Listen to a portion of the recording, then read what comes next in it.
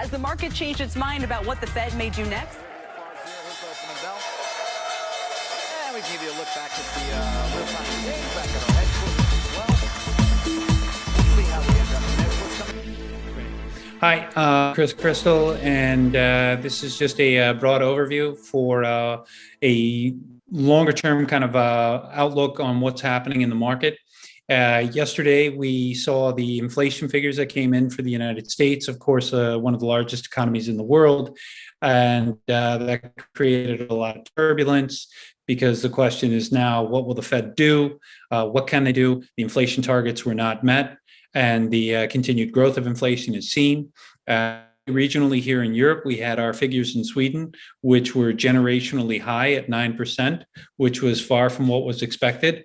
And then what we also have is the continued increase in Sweden and the US. And the key components to this are really the CPI. And this is largely impacted by the energy cost and the food cost. The food prices in Europe for vegetables are going up as they are in Sweden. They went up by dramatic amounts here in Sweden. You're seeing the same events occurring in the United States. It's translating through all the way to used car prices being at high prices. And then what you're seeing this really is a large result of is the, again, fertilizer costs are going up. You had weather impacts, and of course, the energy. On the energy side, a lot of this is self-imposed. In Europe, it comes as a result of the cutting off of Nord Stream 1 and Nord Stream 2 to impose sanctions on Russia. The United States has also imposed sanctions on Russia. Russia has no problem with its energy because it's able to sell it even at a market discount to countries like China or India, where they're building stronger relations. And in Europe, we see that there is a pursuit of green energy fantasies and nuclear denial, which is nuclear energy reality denial. So on the nuclear side, you had in Germany, they have 3 reactors. They've shut down 1. In Sweden, we have 6, and we're probably shutting down 1 in the near term. The Swedish government has already come out and told its citizens that there will be freeze outs in the wintertime. This is occurring as well in Germany, where they've said, get ready for rationing. We're in this for the long term with the Russia situation in Ukraine. So this is a scenario where you see that the energy will crimp the economy because corporations, factories will not be able to run as they want. Consumers in places like Germany have already had the loss of hot water. And you have ministers coming on telling them this is going to continue for the long term. France, which had been a net exporter of energy for the first time since 2012, has become a net importer. And that's because of their nuclear, which are 56 plants. They're down to 26 right now. They look to get it back up to 92% by November.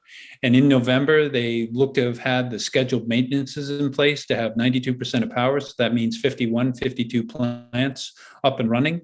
But then it's a question of if that'll occur because Macron has recently fired the head of EDF, who had opposed shutting down nuclear plants. So despite the fact that Macron has been saying they would increase nuclear, he takes out the person who said, do not shut down nuclear.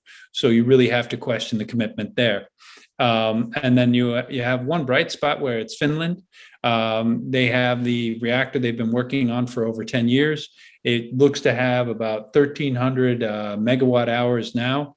In place, up and running, and by October it should be up to 1,500. But remember, this only powers roughly 1,000 households. Okay, it can be anywhere between something like 400 to 1,000, depending on the household consumption use. So, even though you have nuclear up and running, and you have it throughout Europe, you have a low reliance on it on a grid that doesn't have it ready to implement more power in.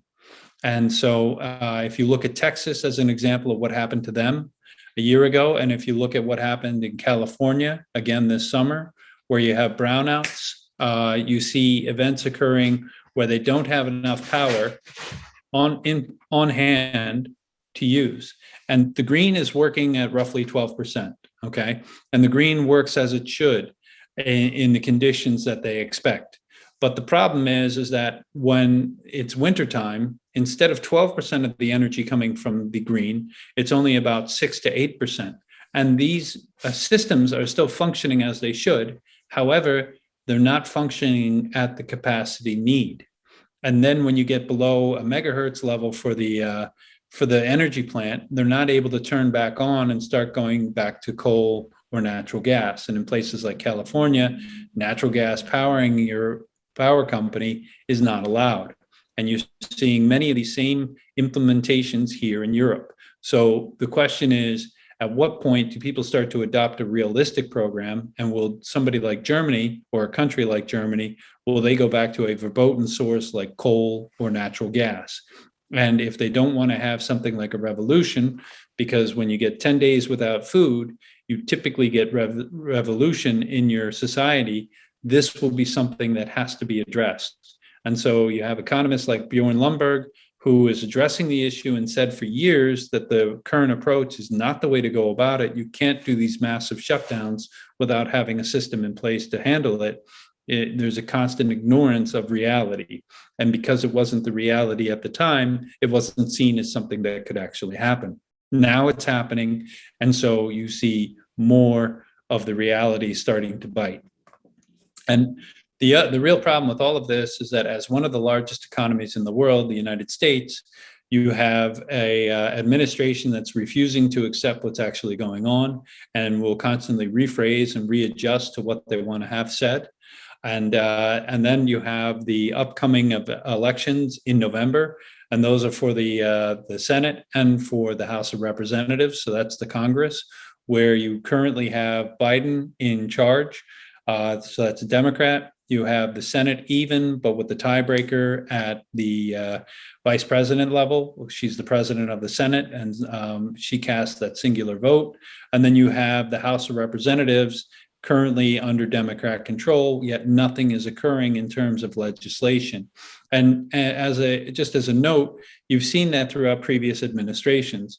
When Trump first came into office, he had a Republican-held Congress, and then they did nothing. And then they lost the Congress, or they didn't have the same control that they had before. They maintained the Senate, but they did not maintain the House of Representatives. And you saw the same effect going for Obama. When he was in charge, the first 2 years he came in, he had a pure control where they had Democrat in the presidency, Democrat in the Senate, Democrat in the House of Representatives. They lost that control and continued to do nothing. So the legislative body is not acting. And in terms of that, what you're seeing is a global political shift in lack of faith in politicians and political parties. We recently went through our own elections here in Sweden, and we saw a transition from quote unquote parties. And what that really means, or really translates through to, is individuals are getting tired of politicians that are not delivering on the political message and why they voted them in. And so if you look at the parties here in Sweden where they lost the most, and if you take an example of like Haparanda, which is way up north in Sweden, you had a voting bloc go 34% for the Sverigedemokraterna, and then the remainder over to or continuing with the Social Democrats. And what this is that you don't really have people changing their values. You don't really have people suddenly saying, oh, this isn't the way I want to be. I want to change to this political party. What they're saying is, hey, I don't like this crime that's breaking out. I don't like the amount of negative issues that are coming up now. And so are they switching party? Well, they might be switching their vote. Are they switching their values? Not necessarily. These are people who are continuing to say, this is what we asked for, and we're not getting this. And if you're not going to deliver it, I'm going to go to the party that does say they will, which is a very interesting scenario for Sweden, because as the Sverigedemokraterna win over 20% of the support from the voters, they become the ideal kingmaker here in Sweden. And with that, as they're part of the leadership group that has won the mandate, they are not directly associated to the Moderaterna and the Liberalerna. And so these other two parties, which are making up a large consensus of the voting in that and steering of that party, they will actually be able to, the Swedish Democrats, be able to vote how they feel and how they feel their voters want them represented. So they will actually be able to break and go with the Social Democrats on issues that they agree on, and continue with Moderatena Party on issues that they agree on with them. So, and this is seen globally, and it was already reflected in the United States. You saw this happening in the UK. You saw the potential happening in France. You've seen a small transition in Germany, but this is a global issue where people are finally saying, okay, we want you to do what we've asked you to do. It's very similar to a CEO and an employee. If I give you the task and you're not meeting them, you don't match on your key performance indicators, then you're not going to continue to get my vote. And in a corporation, that's a salary. In terms of politics, it's going to be a loss of a position. And if you need to ask anybody, call Annie Louf, who was the head of the Center Party, and they're now asking her to resign.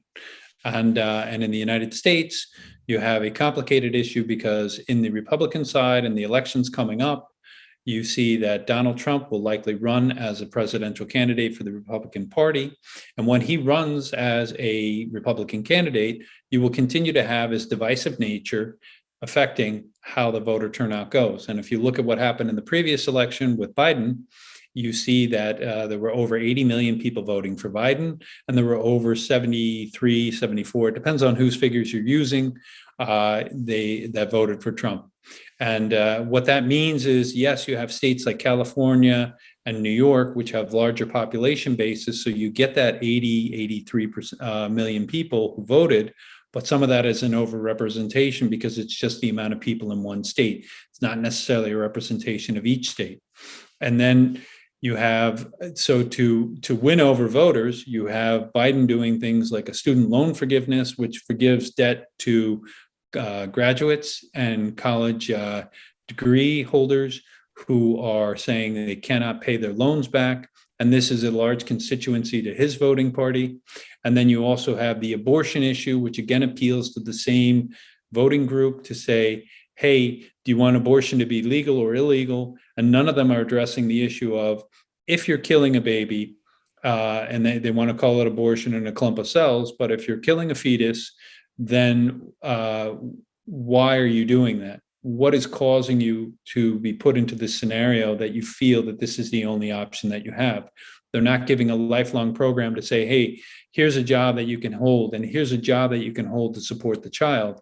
They're instead saying, keep your job, keep your life, and don't change it, and have this life instead. And both parties are saying that, as opposed to really addressing the issue. And it's the same thing with the number one killer in America, which is heart disease. No doctor is really telling people, avoid fructose, stop eating sugar, stop eating this. It's giving you a bad effect on your body, and you're gaining weight, and you're a likely candidate for heart disease. Instead, they're giving people things like statins, or if you have arthritis, they're saying, here, take some Enbrel. It'll help you so you can move without pain. So you go into a regimen of drug program as opposed to a regimen of curing your overall problem of living a healthy life, eating whole foods, and correcting your lifestyle so that you're not going to suffer the impact. Because many people don't want to be told, well, I would recommend that you stop drinking alcohol, or, well, I would recommend you stop eating ice cream, or I would recommend you make your own ice cream so you know what the nutrients are or the components are in it. Instead, it's an addressing of the symptoms. And so the United States is the double problem of the society is sick, and nobody is addressing the cure for the sickness to the society. Instead, they're addressing the symptoms, which are causing many of the problems of violence, of unrest, of depression, and so on. And so what you look at in the United States, which is often seen as a world leader, is you don't really see much change occurring. And why that's negative for Europe is because if the US economy isn't running, and it's not running well, what happens to the European economy? What happens to the rest of the world? And as you see the developments in the Ukraine-Russia scenario, well, Russia and China are building stronger alliances. Russia and India are building stronger alliances. The United States had been building its stronger alliances with India, but now that's seems to be offset.